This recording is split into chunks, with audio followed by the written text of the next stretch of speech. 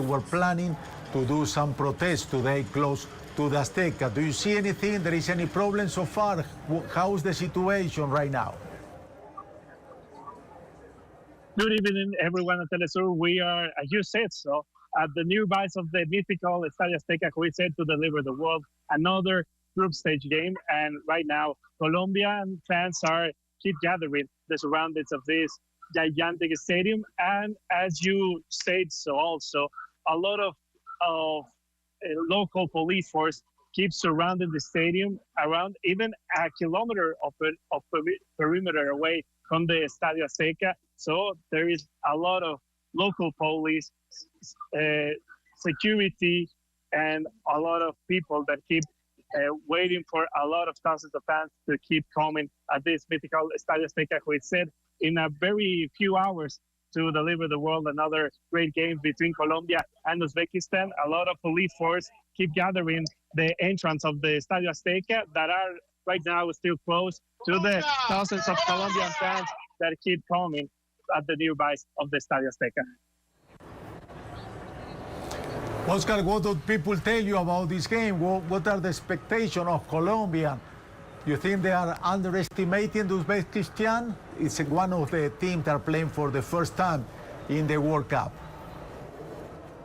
I really don't think they are underestimating Uzbekistan because, as you said, it's the very first time they are playing a World Cup. Colombia has played since Brazil 2014, but as it stands, Colombia is the favorite team to get the win tonight. We spoke to a lot of Colombian fans that they are very confident that their country will get the win tonight. Even some of them has spoke to us and said that they will win, that they will beat the Asian team by 5 goals of difference. So a 5-0, 2-0, 3-0 are the scenarios that keep repeating for the Colombian fans. So let's see what unfolds this day. As we saw a little bit earlier, Portugal against Congo ended in a draw with a 1 goal for each team. So let's see how the 90 minutes unfolds here at the Estadio Azteca on just a few hours.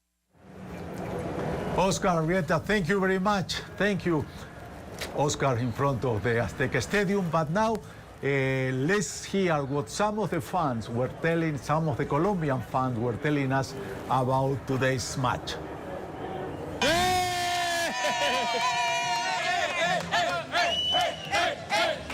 There are high expectations. Of course, it's Colombia. We got second place in Copa America, so I think we can do like a good game today. So I'm guessing, I don't know, like a 3-1? 4-1. 4-1. So high expectations. Oh, I think we're gonna kill it. 3-0 is my prediction. 3-0? Yes. Who's gonna score? I think Luchito's gonna score 2 and James is gonna do 1. Okay. Well, my expectations are to win, of course, the game. I bet like 3-1, I guess, so we can win the game. And let's go, Colombia. Who's gonna score? Luis Diaz, James, and Muñoz. I think Colombia have a good group with Lucho, James. I think Colombia would play so good, and Uzbekistan have good players, but I think Colombia is better. What will be the final score? I think 2-0. For me, Colombia today win 2-1, and with goals of James and Lucho. And how far will you guys go in the World Cup? ¿Qué tan lejos van a llegar? For me, Colombia wins the World Cup because it's the best team in this cup. Okay, 2-1 maybe, but be careful, Colombian friends. In this World Cup, if there is something we learned so far, is that there are not small teams. Everybody has a chance. Time is gone. Thank you very much. Take it easy. See you tomorrow, but we are going to leave you with, people say FIFA, they want to make money. But a long time ago, 2015, Diego Armando Maradona wanted to play for peace. How does that happen for peace in Colombia? Let's see his story.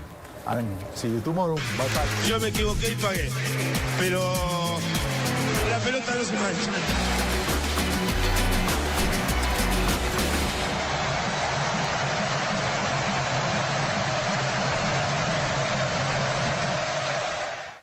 Yo le quería decir a Piedad que el partido se va a hacer, que el deporte que yo practico, que practica el pibe Valderrama, que practica Falcao, que vamos a ir todos por la paz.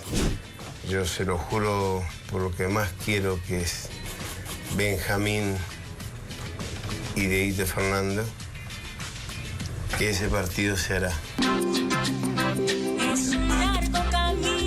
Son 20 horas de vuelo. Yo no me rindo a caminar.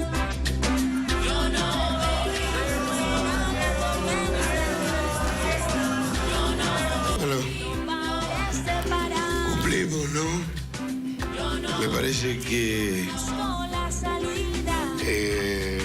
el mérito es de Piedad, de los jugadores que quieren que este partido por la paz realmente sea por la paz. Y el mensaje que se quiere mandar es un mensaje supremamente fuerte y un mensaje que convoque realmente a la sociedad colombiana a pensar que es mucho mejor patear un balón que seguir matándonos entre colombianos y colombianas. Basta de violencia en Colombia. Queremos la paz y yo la quiero con todo mi corazón. Bueno.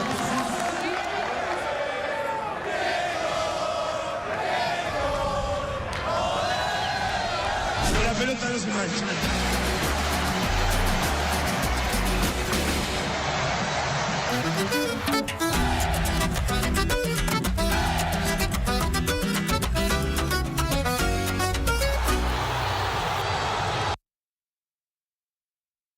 Did you know that 1/3 of all traffic fatalities occur as a result of excessive speed? Excessive speed impedes a driver's point of perception, which affects braking distance. In the inner city, residential areas, and high pedestrian traffic areas, the speed limit ranges from 15 to 25 miles per hour. On the outskirts of the island, especially where a sign is not posted, the law dictates that the speed limit shall be 30 miles per hour. The maximum speed limit for the Commonwealth of the Bahamas is 45 miles per hour. Here are some safety tips for you. Avoid aggressive and distracted driving. Reduce excessive speed and drive at the appropriate speed to suit the current road conditions. Avoid operating a vehicle while impaired by alcohol or drugs. Be vigilant and always maintain good visibility of the road, and be mindful of other road users, such as pedestrians. Leave out in a timely manner to compensate for potential traffic delays. Even one life lost to traffic fatalities is one life lost too many.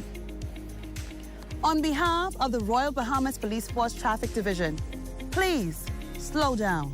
This public service announcement is brought to you by FG Insurance Agents and Brokers, the Royal Bahamas Police Force Traffic Division, and the Broadcasting Corporation of the Bahamas.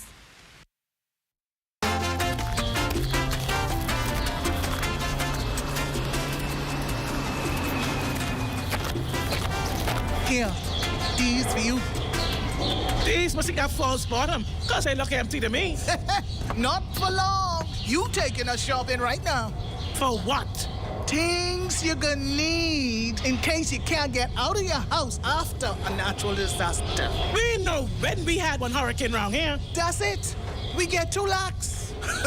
It ain't only hurricane, we got to worry about, we could have tsunami or we could have earthquake. And they don't give you no time to go shopping. What kind of earthquake? Scientists just find one faulty line over there by McGuana. And even though they say it's stationary, it's there. So we need to go and get our survival kit. Like what? What you mean, like what? Plastic bag to put your important papers in, like water, medication, flashlight, radio, canned goods, things you need, things you might need, just in case you can't get out of your house after a natural disaster. These 2 plastic containers, the children them could paint them up in their special colors so they could know what they're looking for when you send them to look for it. That's one thing I like about you. You always ready.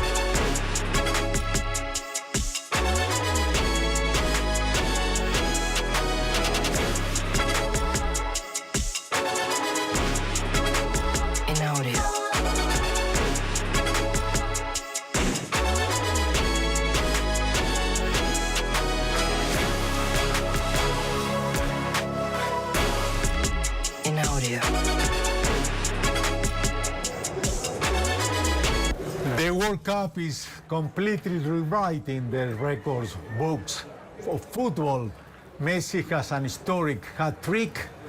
Mbappe, Haaland also scored, and today Kane too. And Ronaldo, I don't know, where is Ronaldo? This is Carlos Montero. We are from the field. Thank you for being with us. The second game of today just finished. England beat Croatia 4-2. It was really an exciting game. Croatia was fighting. Kane was the first one to score. They scored 2 goals. The first was a penalty kick. The first penalty kick, the referee said no, the goalkeeper advanced. We have to turn it again, and he scored the second one. But Croatia didn't give up. Croatia went 2-2, and then the situation got complicated for Croatia. That the important thing of that game, Modric, the legend of that team, was playing in the 6th World Cup. Bellingham put a 3-2 at the beginning of the second half, 5 minutes after the second half, and Marcus Rashford put the finally and decisively 4-2. England start with the right foot in this World Cup.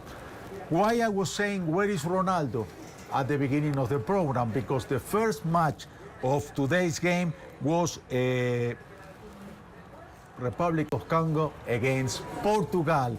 After last night performance of Messi, of Haaland, everybody was saying, and Mbappe, everybody was saying, oh my God, today Ronaldo is going to play fantastic. He didn't do that. He didn't play much. He played the whole game, but he couldn't do much. It was a very important game for Republic of Congo, this draw, because they get the first point in a World Cup tournament.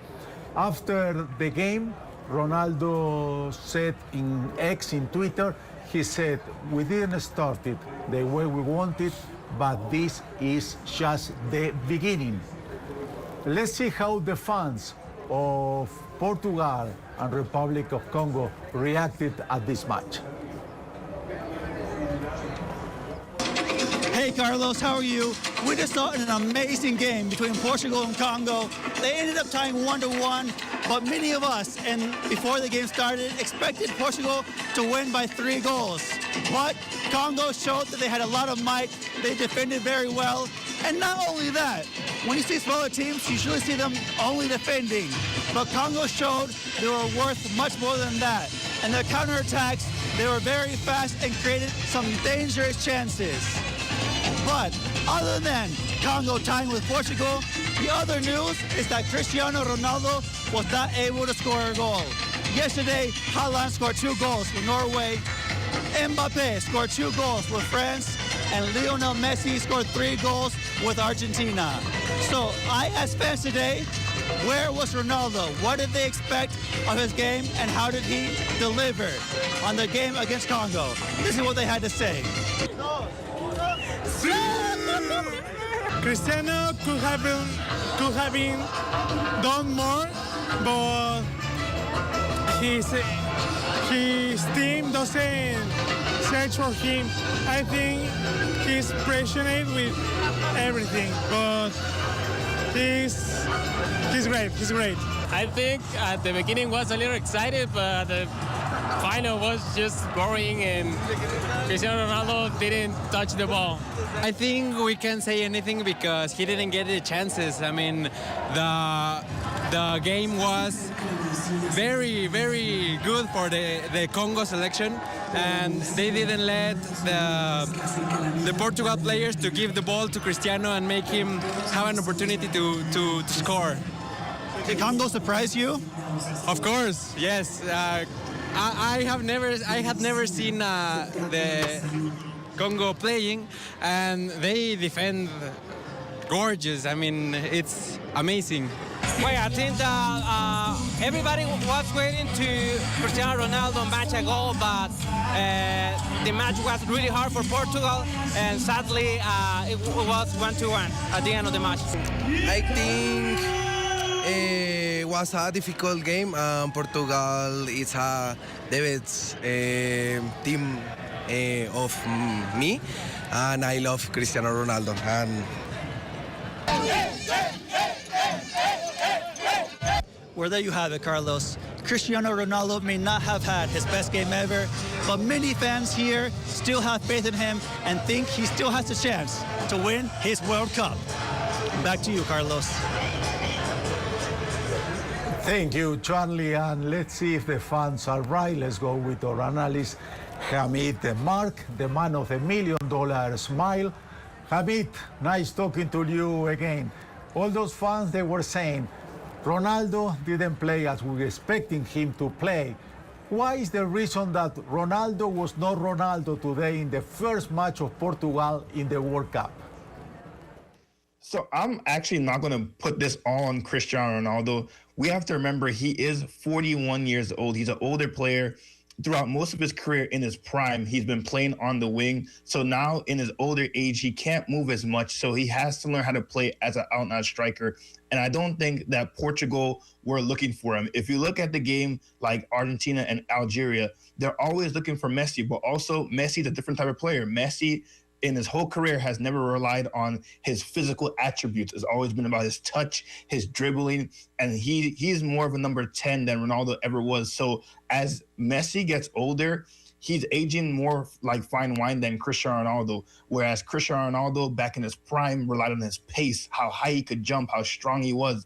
Now that he's older and he can't move as well, he's relying a lot more on players around him, and I don't think the Portugal players were really looking for him. There's a lot of time, I call it useless possession, where they kept the ball, they moved it side to side, but they didn't really go forward or press the occasion, or when they had it on the wings, launch the ball so Ronaldo could get on something. So I'm not really going to blame Cristiano Ronaldo for this match. Obviously, he could have did better. He'll be frustrated with himself, but I think it's the Portuguese as a team have to figure out how they're going to use him up there as the number 9. Hey, Hamid, as an old-timer, I have to go against you because we saw in this World Cup a 40-year-old goalkeeper, Bosnia, who played fantastic. You mentioned Leo Messi, who's almost 40, so that maybe age is only a number. But you're right, maybe it's not all the fault of Ronaldo. How do you see Portugal playing as a team against this African team who wasn't in the World Cup for many years, and they were coming to surprise the world today? Well, I got to give all the credit to the Congo, to be honest. Again, most people are going into this match thinking that Portugal is going to easily run through them. But Congo was surprisingly very, very good. Obviously, you know, Portugal had most of the possession, but the quality of touches and dribbling on the Congo side really surprised me. And when we got that goal, the whole momentum changed. It was all about the Congo. And to be honest, if I'm the Congo, I'm disappointed that I did not get the 3 points in this game, because I thought they were more of the front-footed team going forward. When Portugal had the ball, they moved side to side, back to back. They didn't look like they wanted to go and attack, but even though Congo only had about 20% possession, every time they try to go forward and hurt Portugal. So I think all around, it's a fair result for the Congo, 1-1. This is actually their first goal they've ever scored in the World Cup, and this is the first game where they have not lost. This is, I believe, it's 52 years since they've been back in this competition. So congratulations from the people of the Congo, well deserved. As for the Portuguese, they have to do better if they want to keep pace with the other teams like Argentina, France, Spain, and England. They are going to get the first point in a World Cup. Talking about old-timers, let's talk to the second game. England against Croatia. Modric, 6th World Cup appearance, was playing today. They didn't win 4-2. What do you think about that match? England 4, Croatia 2. So all the talk has been about France and Spain, but people forget about England. England is one of the deepest squads in this tournament. And today, now obviously they played an aging Croatia team. You know, you talked about Luka Modric. This is his 6th World Cup. He's one of the oldest players in the league and on this team. But England looks very good, especially going forward. When you have the likes of Harry Kane in the middle, you have Jude Bellingham right behind them, Gordon, Madueke, and then off the bench, you have people like Bukayo Saka, who I was surprised didn't start this game, but comes off the bench. You have Morgan Rogers. This team is very, very deep. Now, England, I think, has one of the best rosters in the World Cup. You could argue that maybe it is the best roster in the World Cup. But the main enemy of England has always been England themselves. They've always had good players in all the previous major tournaments, but they always disappoint when it comes to the latter stages of those tournaments because they get in their own way. Now, it's curious to see if Tuchel gets them in shape, gets them organized and locked in for the majority of this tournament, because some of the teams will beat them just based on if they're more together than England is. But England looks really, really good. They put four past Croatia, and Croatia is not a team to sleep on. Croatia is a very, very good team. So congratulations to the Englishmen. We are going to listen to you. Let's pay attention to England. Hamid, thank you very much. We talk to each other tomorrow. You see a lot of movement behind me in the Azteca Stadium because today Colombia is going to start in this World Cup. A lot of Colombian people here around the Azteca Stadium. Let's go to do a break commercial. I remember you can follow us on social media, TikTok, Instagram, Facebook, and on YouTube. If you miss one of our shows, you can go back and watch. So far we've been doing how many? Let me see it, I tell you exactly. I don't have it here. Is the show number 8. You can see the old shows back in YouTube. We'll be right back. Some matches are played with your heart on your sleeve. It's not just about points, it's about history, pride, and settling scores. I'm going to walk you through the 3 most intense rivalries in the world of football. Let's start by talking about Brazil versus Argentina, also known as the Clásico de las Américas. From the Maracanazo to the 2021 America Copa final, it's a battle to determine who truly possesses the greatest talent. Pelé versus Maradona, Messi versus Neymar. A battle where honor is measured in dribbles and stars. Germany versus England, the clash of the innovators against the European champions. It'll begin in the 1966 World Cup final with the ghost goal.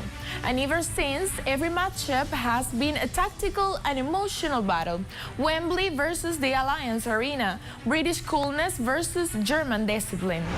And finally, we come to a very interesting rivalry, Mexico versus the United States, the CONCACAF Classic, the 2-0 against the giant of the region. You see, on February 28, 2001, the United States beat Mexico 2-0 in Columbus and continued that streak for a long time at home.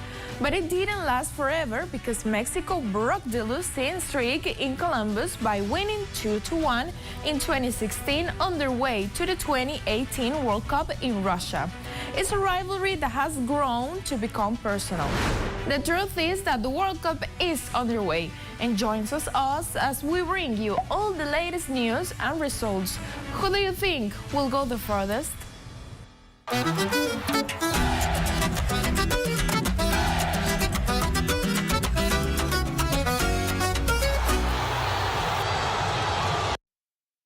This public service announcement has been brought to you by the Bahamas National Trust in conjunction with the Broadcasting Corporation of the Bahamas. For 60 years, we have been here, the voice of the environment. Here, speaking up and for your national parks, all across the islands of this nation. The places God visits for vacation, spanning over 2.5 million acres of land and sea. How delighted then he must be to see a sea of pink, as flamingos mingle and haven like jingles play where queen counts still sleep. And if you listen, you can hear it. The words of gossiping parrots awaiting the diction of the day. All 365 of them, that's every day and every year, 15,000 children share in the beauty of this playground. Our name is yours. And we have been yours for years unnoticed. Don't forget us. Support us. Your national parks. The defenders of your environment. Join us. Remember, our cause is yours. The first land and sea park in the world is yours. Heritage. Here it is. When was the last time you gasped at our scenery, gotten lost in the depth of our reefs, or even awed at the green of the leaves of our trees? Don't hesitate to donate and volunteer. Don't hesitate to care. We are here for you. The Bahamas National Trust, BNT. 3 letters that spell out simply, perfectly, and undoubtedly that we are yours. At the 66 Steps, I'm Matea Cunningham. This is ZNS.